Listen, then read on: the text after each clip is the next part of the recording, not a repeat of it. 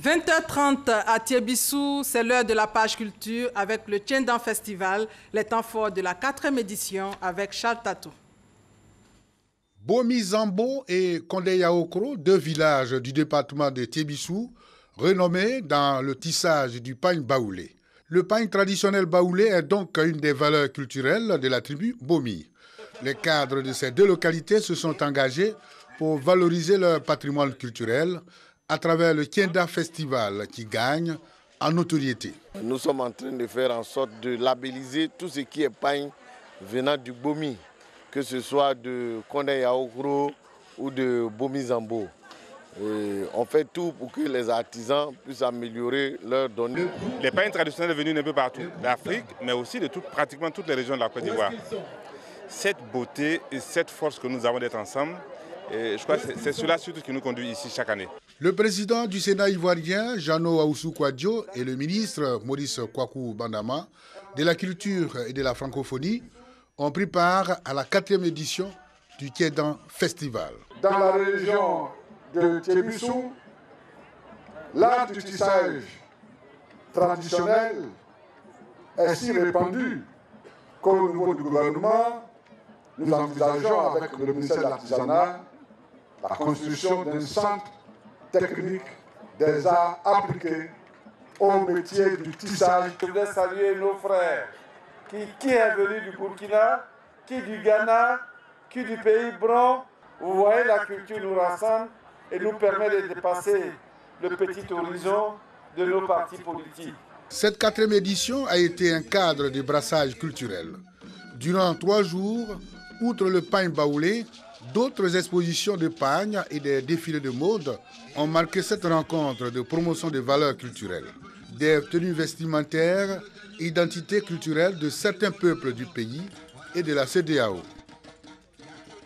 Et justement, pour parler du Tiendan Festival de Thiébissou, nous sommes avec le commissaire général délégué, M. Ousmane Bane. Vous avez dit tout à l'heure que le Tiendan signifie grand jour ou jour de fête. Pourquoi aujourd'hui un festival pour promouvoir le pagne baoulé, pagne traditionnel? Il y a fondamentalement 2 raisons. La première raison est une raison économique. Vous savez qu'à Man, à Korogo, à Thiébissou, de nombreuses personnes vivent du tissage du pagne traditionnel. Il y a aussi une raison qui est une raison culturelle. Vous savez que la tenue vestimentaire, nos habitudes vestimentaires nous identifient autant que notre patronyme, autant que notre langue, autant que la couleur de notre peau. Donc promouvoir la tenue vestimentaire, promouvoir le pagne traditionnel de nos régions, c'est promouvoir un pan de notre culture. Un pan de notre culture. Le deuxième élément filmé revient sur cette richesse et sur les raisons culturelles justement de ce festival. Et c'est avec Franck Kouadio, notre spécialiste maison. 16 août, le pagne baoulé sous toutes ses couleurs dans les villages de Kondé Yaokro et Bomi Zambo. Le pagne baoulé, le pagne tissé, objet d'un festival dédié au pagne, une activité qui a changé bien du quotidien selon les organisateurs. Nous constatons que depuis le lancement du festival, il y a 3 ans, nos parents qui s'occupent du pagne aujourd'hui ont un revenu, à booster un peu leur revenu. Nous voyons la destination Bomi partout. Le pagne baoulé fait vivre. Certaines pièces ont de la valeur. Le Nakamfian est le plus cher des pagnes baoulés. Sa valeur, 180 000. Je l'ai, ça fait 30 ans. Il ne déteint pas, il ne se salit pas. Facteur de rentabilité pour les artisans, le pagne à tisser, c'est aussi un vecteur identitaire. Il constitue aujourd'hui une richesse à promouvoir. On se rend compte du travail incroyable qui est fait par nos artisans. Je pense qu'il faut les saluer, il faut les appuyer, les soutenir. Mariage, inhumation, rite sacré. Le pagne accompagne presque tous les événements. Ce qui caractérise davantage sa fonction sociale, il convient alors de mieux accompagner les acteurs. Pour faire exporter ce pagne, il faut former les gens. Il faut former à la technique et tout ça, parce que processus de fabrication, parce qu'il y a certains pagnes qui dégorgent. Donc il faut les former, etc., pour que ce soit des produits de qualité et qui répondent aux exigences du marché international, normes et de qualité. Le pagne tissé, le kita du Côte d'Ivoire, le kenté du Ghana et bien d'autres pièces font la fierté de l'Afrique. Ils sont de plus en plus valorisés. Vecteur identitaire, il y a la tenue dent, la tenue Senfo, Bron et Gouraud. Et plus loin, on a le Faso d'Anfani. Qu'est-ce qui différencie le pain baoulé de cette tenue-là? Généralement, les différents pains se distinguent par leur couleur, par les motifs, par la texture, mais aussi par la matière qui est utilisée pour ces pains. Vous verrez par exemple que dans les régions forestières, notamment dans les régions Bété et dans les régions Godje, c'est les écorces d'arbres et le raffia qui sont utilisés. Dans les régions du centre et dans les régions du nord, c'est le coton qui est utilisé. Mais concernant le motif, vous verrez que les motifs représentent généralement des animaux ou des objets qui se retrouvent dans l'utilisation quotidienne de ces populations. Donc, les pains permettent d'identifier le milieu et peuvent permettre de raconter le milieu d'où les personnes qui portent ces pains-là viennent. Donc, par rapport aux pains baoulés, on peut noter que vous connaissez le poids apaisé baoulé, vous connaissez certaines frises qui sont spécifiques au pain traditionnel baoulé. Et la couleur du pain traditionnel baoulé, il y a les couleurs, il y a le noir-blanc qu'on retrouve généralement partout, mais il y a beaucoup plus de couleurs dans le pain traditionnel baoulé que dans les autres pains. Quoique, de plus en plus, on trouve des couleurs dans le pain Senfo. Et le pain dent, c'est le bleu-blanc. C'est le bleu-blanc exactement. Le pain dent, c'est le bleu-blanc avec du coton très doux. Nous n'avons pas un tisserand sur ce plateau, mais vous, à votre niveau, est-ce que vous pouvez nous expliquer en quelques phrases le processus de tissage d'un pain baoulé? Je ne suis pas tisserand, mais c'est tout comme je suis de Bomizambo et de Kondé-Yaoukro. Et vous savez que ces deux villages sont réputés pour la qualité de leur pain traditionnel. Le processus du tissage du pain, d'abord, il y a la filature à l'origine, bien sûr. Maintenant, il y a les fils industriels. Donc, une fois qu'on a le fil, il faut faire la teinture du fil.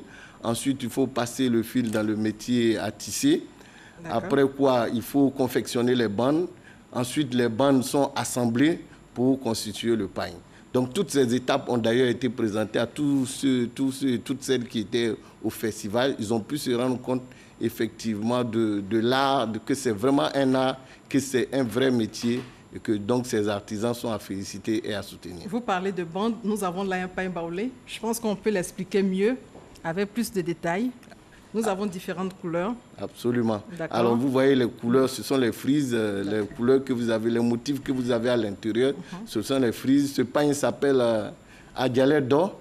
Adjalé d'or, ça veut dire en baoulé, il y a un temps pour le mariage. Il y a un temps pour le mariage. Et donc, les fils utilisés, c'est du fil rouge et du fil bleu. Et les motifs ont été faits avec du fil de couleur jaune et du fil de couleur rouge. Pourquoi ces couleurs fortes? Ces couleurs fortes parce que... Couleur violet, couleur rouge, couleur jaune, couleur bleue. 4 couleurs. Pour alors, généralement, les pains qui sont réservés aux femmes sont faits dans des couleurs vives. Les pains qui sont réservés aux hommes, mais surtout à la noblesse, sont des pains de couleur blanche ou de couleur noire, parce que le blanc et le noir, chez Lacan, représentent la noblesse et représentent la sagesse. La teinture souvent utilisée est notamment l'indigo. Absolument. Et la noix de cola. C'est bien ça. Un constat, après premier lavage, le pain déteint. On a entendu un chef dire qu'il a son pain depuis 30 ans. Et là, il a dit sans lavage et qui a gardé son éclat. Sans lavage qui a gardé 180 000. Oui, 180 000. Ça, c'est le Nakafian. C'est effectivement le pain le plus cher au niveau des pains baoulés. 180 000. Mais on a vu un nouveau pain lors du dernier festival qui est un spécimen unique que nous aurons l'occasion de représenter ici sur le plateau.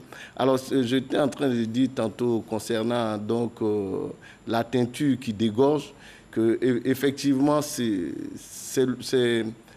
une problématique, je pense, un peu générale quant à la production de certains de nos artisans, qu'on gagnerait justement dont on gagnerait à renforcer les capacités pour leur permettre de produire de qualité.